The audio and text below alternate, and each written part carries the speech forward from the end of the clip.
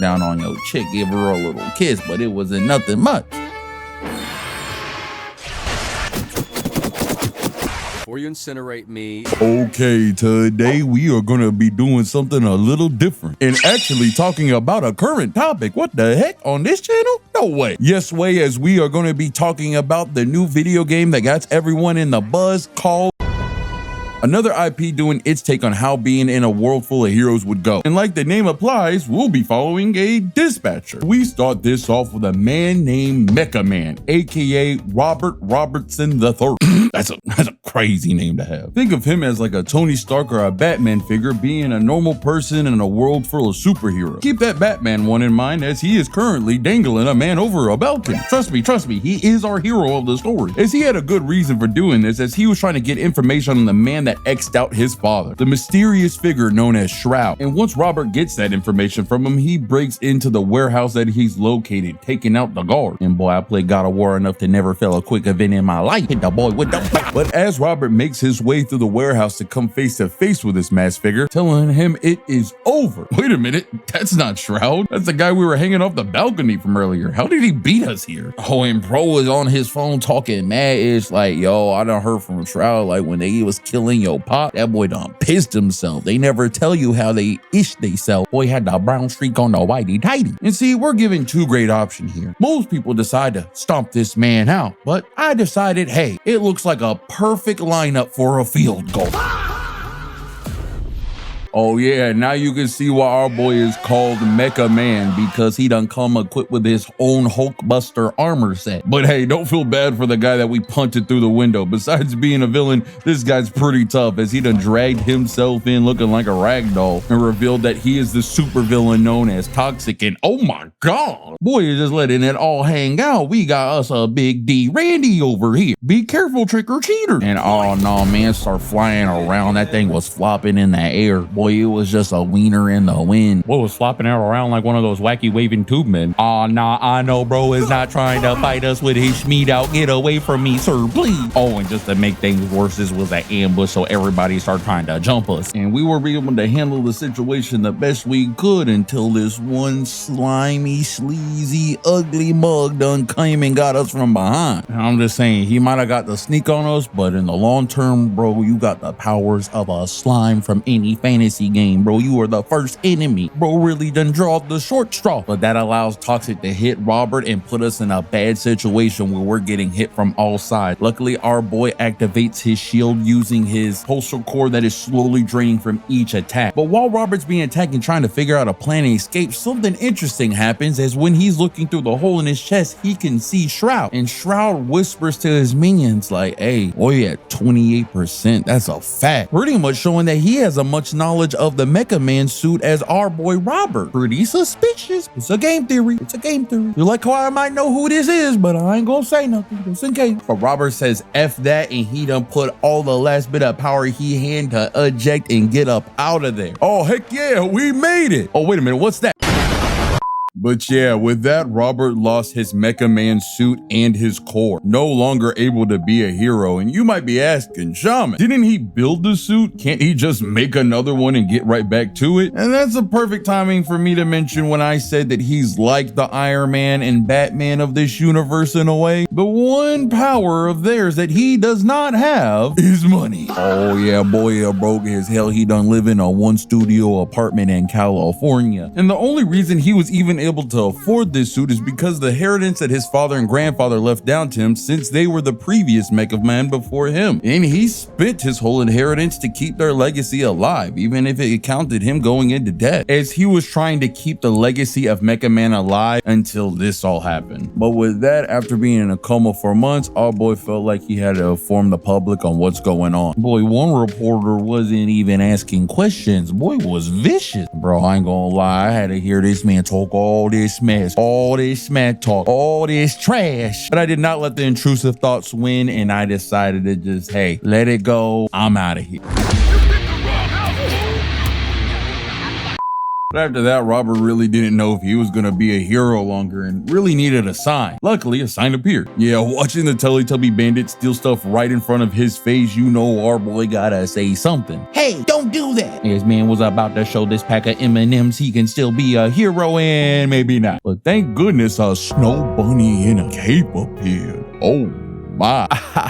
You know I like to swim in the chocolate, but sometimes I like to dip my toes in the snow, you feel me? But this woman who saved us is known as the Blonde Blazer and actually knows and respects us, and even asked Robert to go and grab a drink with her at the superhero bar. And while we was macking it up with her, a man with the craziest V-neck dip I done ever seen. If that thing was 1 inch lower, it might be considered flashing. Tries to interrupt us. And bro's like, hey, I know you remember me, don't you? And I'm like, yo, I don't know who you are. I don't remember fighting Borat with some aviators on. I feel like I would remember that. Oh, and the queen in the back start laughing out our jokes, so you know I'm kind of funny like that. But this guy's name is Flammable, and he is an ex-villain turned hero that our boy Robert had busted back in the days. And as you can see, man has a bit of a hot temper, so we decided to try to extinguish this situation by throwing some water on the boy. And boy should have quit here, because when he stood back up, he somehow slipped on 2 ice cubes and knocked his teeth out on the bar. Nah, bro, I didn't even do that. You done did it to yourself. You can't even be mad at me for it. But even though all we did was throw water, we get bounced out the club. Thank goodness Blondie still wanted to hang out with us and decided to fly us up to a place with a view. And bro, I already seen this type of montage with the music playing in Invincible. I already know where this is going. Nah, Shotty done moved her hands over to mine, started touching my face. She wanted to know what a man with massive debt, 1 studio apartment, and a labradoodle do. So I gave her a little tongue. And she like, oh no, this a little unprofessional. I'm like, baby, I'm a super freak. This is my profession. But this is where we find out that she was actually here for alternative motive, as she was trying to recruit Robert, wanting him to be part of the dispatch agency known as SDN. And Robert was actually recommended by a hero he knows as Trackstar, who was a friend of his father. And yes, it's nice to be offered a job, especially in this economy. I know some of y'all feeling me on that one. The real meat and potatoes of this recruitment to make Robert's ears perk up, if he can help the Z-list group of heroes that the dispatch from SDN will actually pay for his $1 billion suit to be made again, allowing him to be a superhero once more. And with that in mind, where do I sound? So Blonde Blazer hands Robert a simulation so he can see how the job is gonna be. This is the main interactive part of the game, of you dispatching heroes, saving people's lives, trying to send the best one out, and finding who is the best fit for each scenario. As you try to save your subscribers, hey, but I'll take that as a perfect way to tell y'all to make sure y'all subscribe so you can be a subscriber, because if you're liking this video so far, we are going to be having a part 2 and we are on our way to 100K, so yeah, might as well subscribe. But with that, Robert passes her test and is able to be part of the SDN and able to go home and tell his dog and his big old Mac that things are going to be all right. Unexpected things happen every day.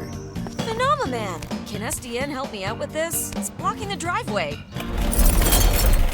You can count on SDN to help lift the burdens life throws at us. I love how this man is so awkward and messes up this commercial that didn't even try to reshoot it. But now, as it's the next day, Robert is in the SDN building ready to start his first day. But while watching this hilarious ad, he actually bumps into another hero known as Waterboy. And if you're anybody that has watched Hero Inside, he kind of has the same powers and characteristics of Crying Man, which for people that have watched that show, I hope you enjoy the mention. I'd love to cover it one day. But man's pretty much the equivalent of a squirrel. Not the most flashy hero, but I like him personally. And Robert almost gets seen by the guy whose tooth he helped knock out the other day. Luckily, he didn't notice him. But it's good to know that this guy is part of this dispatch as well, and we will be seeing him soon. But Blue Blazer finally comes to meet Robert and tells him he needs to change out of his getup and hide his secret identity, as there might be people that might try to hurt him in other incidents they had. And bro, Shotty didn't even try to leave the room. She wasn't sly about it at all. She wouldn't try to get a peek of the dad bod. But whilst we were talking, we found out that there was a peeping Tom in the room, and that being Invisigirl. And oh my, Blonde Blazer, step aside. she a villain turned hero? That means she a little toxic, and all I gotta say to y'all watching, I can fix her. Oh, and bro, she just like me. She even got an inhaler, bro. We made for each other. After this interaction, Blonde Blazer shows us around the office and tells us all the things that we need to know, as well as there's a weekly hero list, and Invisigirl is at the very bottom of that list, being in threat of being cut. And our boy Robert finds all this fascinating, but he gotta go take a leak real quick. While he is emptying a drain, the Dwayne "The Rock" Johnson done appeared right beside us, and man broke the one cardinal secret rule of the male bathroom etiquette and stood right beside Robert like, bro, we all know this rule. We were born with this rule inside of our head, bro. One space at least if it's open. And now, bro, even took it one step further and broke the other rule and made eye contact for a fist bump. Now, if this was real life, I'd probably not be okay with this situation right here. But since this guy is built like Maui and my boy is built like Pete Davidson, I'm just gonna give him some skin and let it slide. But this dude is Royd, and that name may or may not be ironic. I do not know yet. But he seems cool. However, he does know that we are Mecha Man, which no one else is supposed to know that, as it's a need to know basis, and this guy knows. But that in itself is for a good reason that we will touch on a little later in this video. But for now, there's more cast of characters that Robert has to meet. None more weirder when an old man just jumps on top of him giving him a hug, and our boy looks lost as heck like, yo,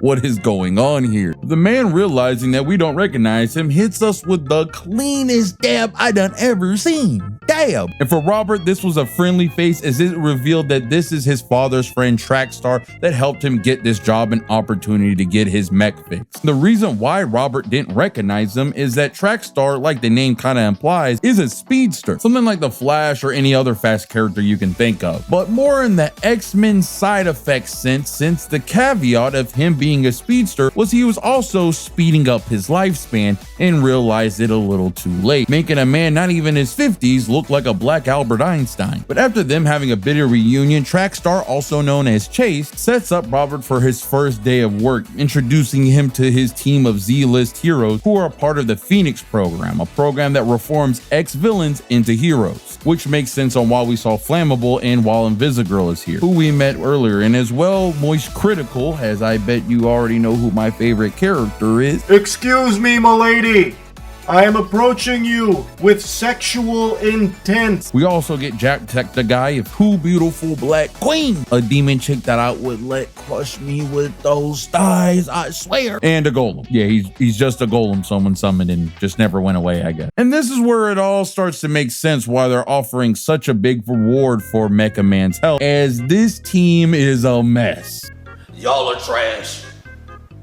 And I mean this from the bottom of my heart. Y'all are trash. Like, y'all are so trash.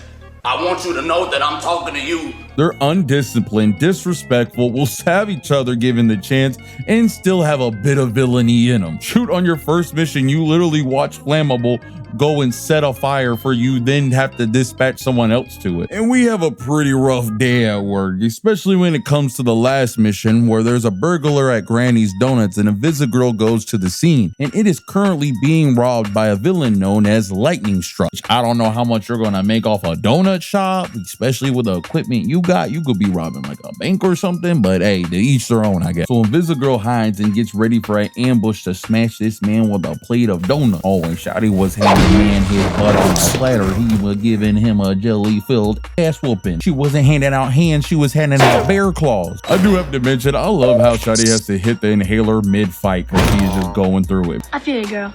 But this situation goes to a whole nother notch as Granny wakes up and picks up Dude's blaster and starts aiming at the both of them, having a three-way standoff. But this is an important moment that Robert has to decide who we're gonna stop. Are we gonna stop the robber who's trying to kill and hurt both of us? Or do we try to stop Granny from hurting themselves with a weapon that they don't know about? So we decided to disarm the robber, hoping that could give us enough time to get Granny to chill out. But Invisigirl decided to disobey a direct order, instead went for Granny instead, allowing this villain to blast both of them and escape, and letting us know that Granny was selling a little more than donuts because Shotty was caked up in the back. Oh, I really wasn't expecting to see that. It's kind of caked up. But after the mission, we kind of had a little bit of an argument with Invisigirl, popping off on her and vice versa, as we were upset on how her and the team conducted themselves today. And something like this can't continuously be present and happen if they're really trying to become heroes. So after two adults talked out and hashed out their feelings, but after that, we give a debriefing to Blonde Blazer, letting her know what happened and kind of how rough the day was. And the day was only going to be rougher, as when we walked her outside, Blonde Blazer.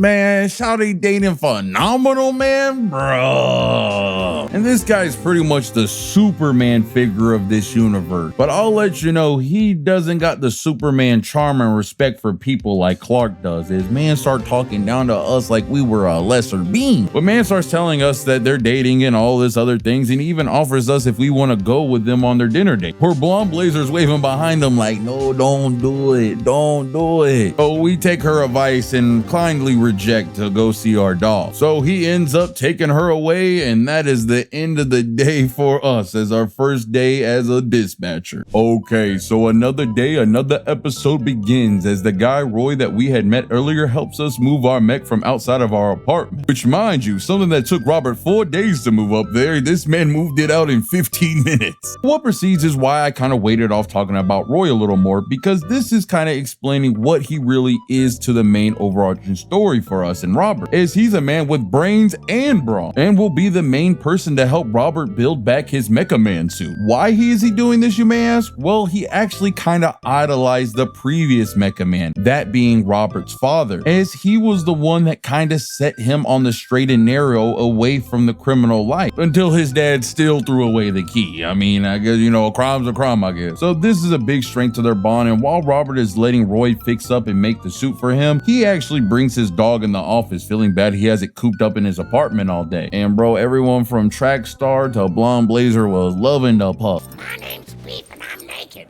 Oh, no, I refuse to believe that's what he sounds like. But after that moment, Blonde Blazer actually takes Robert to her office and discuss some news and changes that are happening, as well letting us know the reason why she didn't want us to come on that date is because she broke up with Phenomenal Man. Oh, and man was down tragic for that news. That boy didn't even know how to function properly. He was done walking on the freeway welcoming sweet relief. I'm actually starting feeling bad for the man that was talking down to me. I'm just saying, boy might be an extraterrestrial, but shawty's thingamajigger had to be out of this world for a boy to be feeling like that. But that's not the only crazy news that she has for us, as she lets us know that someone from the team is gonna be cut. And it's gonna be up to us to decide who that is. And right now, Invisigirl is at the bottom of the list. So we go back to dispatching, and the day already starts off crazier as Sonar gets tricked. But you said it with a hot voice, so I assumed you meant boobs. Okay. And ends up getting handcuffed in the gym and needs help before he can even get out. And of course, the game plays the same as usual after that. But today, since the Z team is so stressed on who's going to be cut, they start to sabotage each other mid-missions, either messing up missions, attacking each other on their way back from one, and more. Not even concerned on the main thing as helping people. Did we hear correctly? Take care of it yourselves. What will Townsville do now?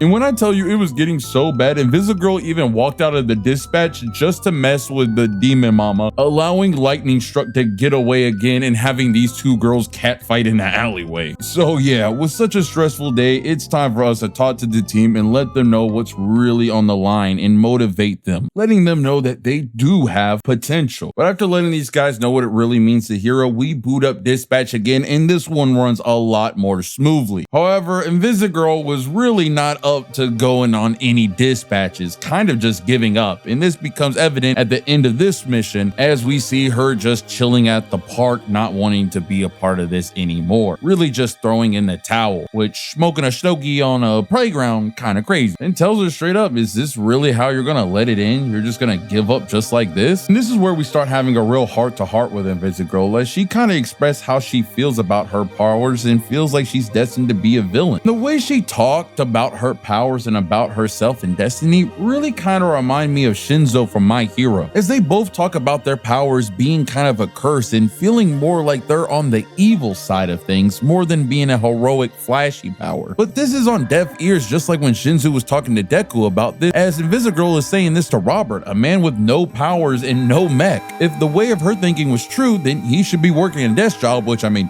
besides the circumstance he is now, I mean, he was a hero for a good while. It just goes to show that you really get to form your own destiny, and really motivates her to want to at least give one last try to this. And there's no better time than the present, as Thunderstruck strikes again. I guess you could say lightning strikes the same place twice. But after hearing that, she was down to get to business and hands a kid a Siggy, which I'm just saying, I know the kid gave it to her, but you are the adult in the situation. You could have just not gave it back. I'm just saying. But Invisigirl makes her way to the villain and stopping the robbery, taking out each one of his members bit by bit, having a one-on-one mano-y-mano. And with Robert and us doing some quick thinking, hacking into the system to get different angles and coming up with a plan straight out of Hunter x Hunter to turn the lights on to blind him just for a split second, it works in Invisigirl's favor to take control of the battle and knock this man out, letting her redeem herself for her past mistakes and even pushing her up the ladder, getting congrats from everybody. But with Invisigirl out of the bottom, this leaves us in a bit of conundrum, as now we have two new people that we need to cut. Our beautiful Black Queen Copopia, the assassin chick who I know if we cut her, she will kill us. Or Sonar, the voice of one of my favorite YouTubers, the uncle of the internet himself, Moist Critical, man who I was watching since he was a faceless tuber. One of, if not the first person I subscribed to as a kid. So you know this an easy decision for the boy, bros over hoes, and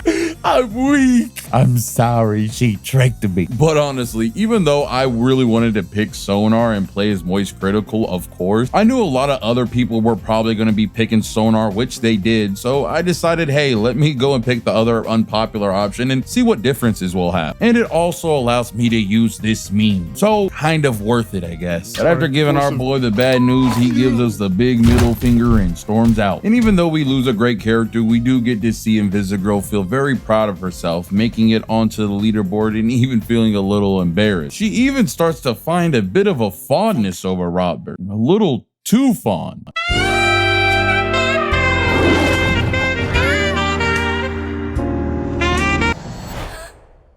Oh, I know Shawty did not just have a wet dream about us. Had the roast beef steaming. Word to Charlie, things were getting a little moist. Hey, we might not be able to see her, but she could see a future with us, if you know what I'm saying. But after that crazy start, Robert makes it back to the office and gets greeted with a little prank. Yeah, it might be a harmless prank, but the team is kind of upset with the cut of Sonar. And looking at Invisigirl, who is staring daggers down in Robert. Nah, way Shawty looking, she gotta be daydreaming about it. Don't you got some work to do?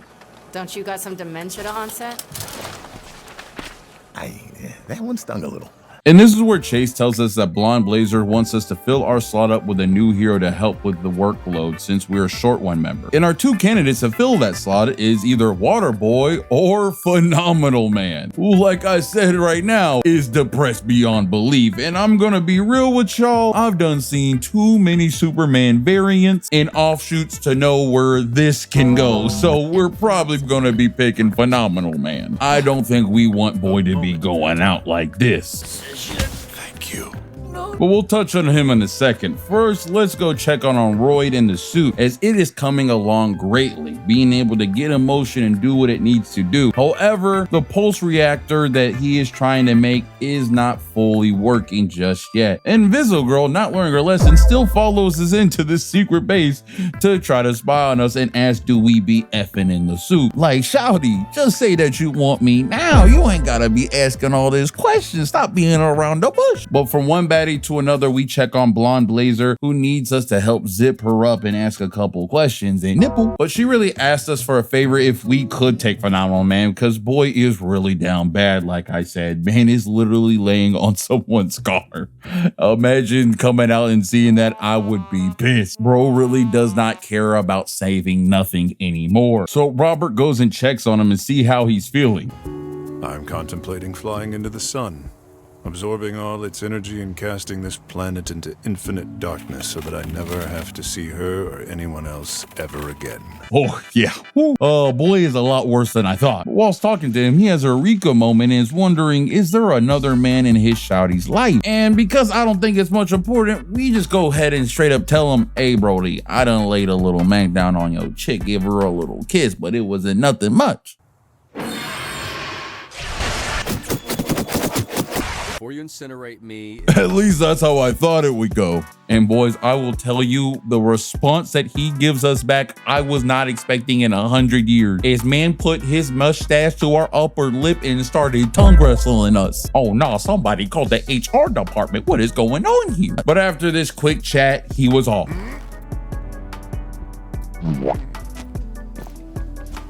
Back inside with Robert, he is taking glass shards out of his chest that Phenomenal Man accidentally launched at him, and Invisigirl shows up in the male's bathroom. Like, shouty, this is not a place for a lady, there's boundaries here. Bro, I'll tell you now, I like her because she just keeps it a buck, straight to the point. She like, yo, I was fantasizing by that big old mecha man meat last night. And you know, we told Shouty straight up like, hey, yo, I could make them dreams come true. You know what I'm saying?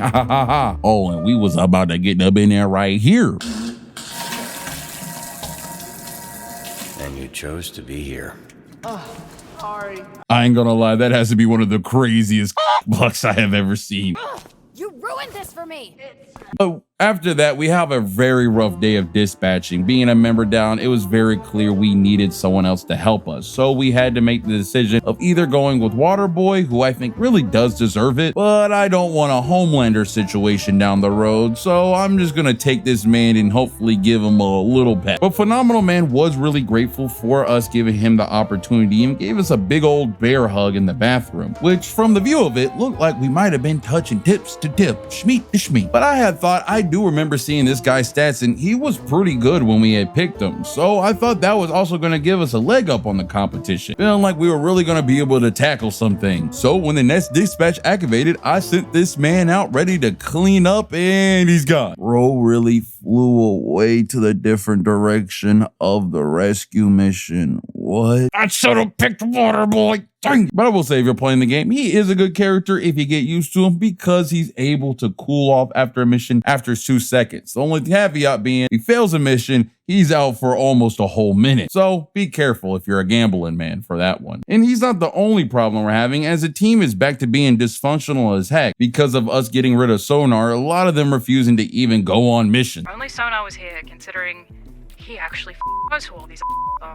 well, he's not, so we're going to have to go check on the ourselves. You handle this one then. Take some to know an.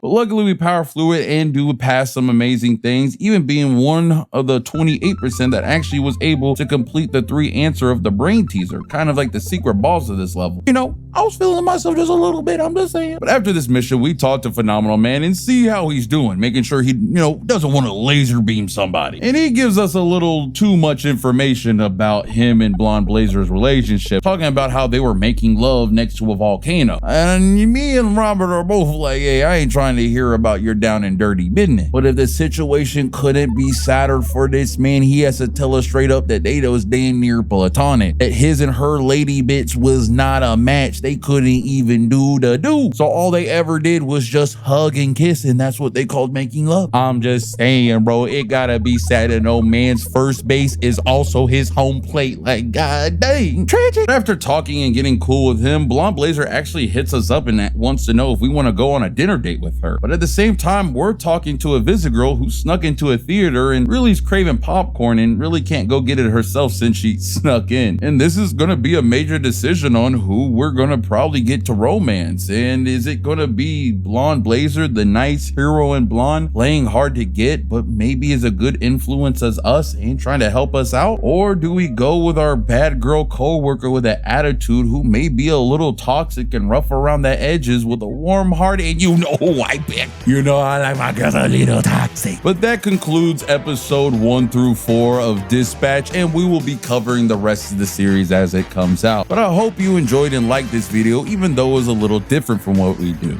But if you enjoyed us talking about Dispatch, make sure you like and become a subscriber so you don't miss part 2 of this. And hey, if my OBS stops hating me, I'm gonna try to stream this live on November 5th when the new episodes drop, so make sure to stop by.